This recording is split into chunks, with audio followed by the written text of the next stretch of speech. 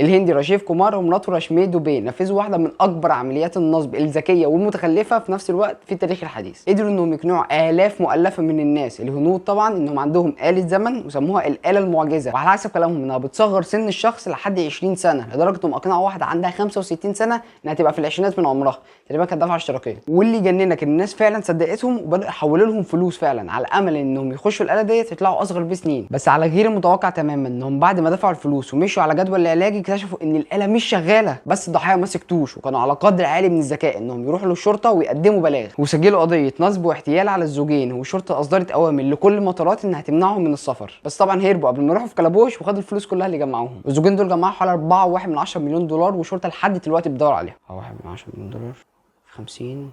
استنى.